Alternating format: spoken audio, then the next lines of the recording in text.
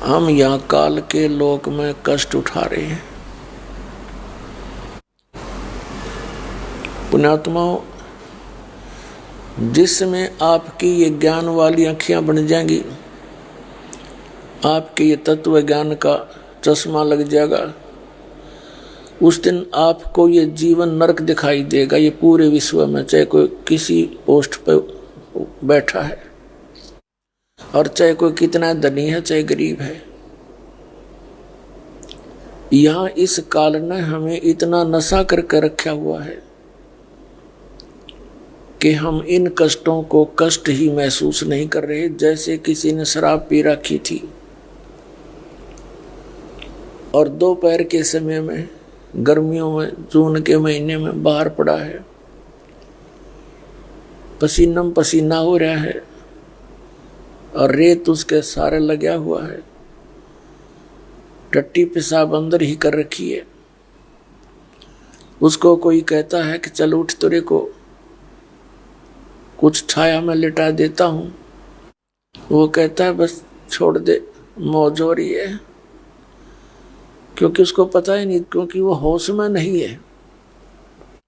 तो यहां परमात्मा कबीर जी ने आकर बताया, तुम यहां जिस इस झूठे सुख को सुख कहे ये मान रहा मनमोद, ये सकल चबीना काल का आहार है तुम काल का, और कुछ मुख में कुछ गोद। 1 लाख तो खा लिए और बाकियों को गोदी में, अर्थात सबको पाल रहा है अपने खाने के लिए। एक मोटे से दिमाग से हम विचार करें बैठ के, कभी विचार जब करें, हमें कोई फुर्सत छोड़ रखी हो इसने, सारा दिन माया के जोड़न के चक्कर में, रात न उसके फिर हिसाब किताब के चक्कर में, फिर कोई टेंशन हो जा, कोई बालक का बीमारी, कोई मृत्यु होगी। तो कहने का भाव ये, हम ये विचार करें कि हम यहाँ के उद्देश्य से लेकर जी रहे हैं संसार में।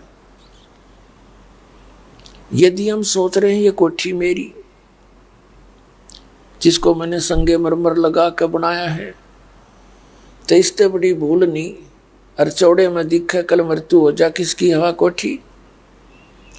फिर ये मान रखा हो ये परिवार मेरा, या महाभूल है आपकी। मृत्यु के उपरांत वो परिवार आपका नहीं रहा, आपका कहीं और परिवार बन गया। गधे की योनि में गधा परिवार, कुत्ते की योनि में कुत्ता परिवार। तो परमात्मा हमें याद दिलाते हैं कि थोड़ा सा विवेक कर लो, बस थोड़े से विवेक की आवश्यकता है। और परमात्मा का ज्ञान है, ये कोई डूम बाट के गीत नहीं जो दास सुना रहे आपको, ये गॉड गिवन है। उस परमात्मा अपने पिता ना का हमारे लिए बताया।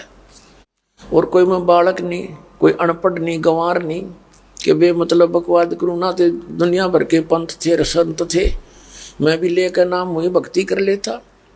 क्या जरूरत थी मैंने नारा सांग जोड़न की, बूंदा को आऊँ साची बताऊं, आनंदक है मेरे को। तो दास को ये पता चला कि ये काल ने हमारे को बुरी तरह जकड़ रखा है और सभी को अज्ञानी बना रखा है, यहाँ पर तत्व ज्ञान हीन कर दिया।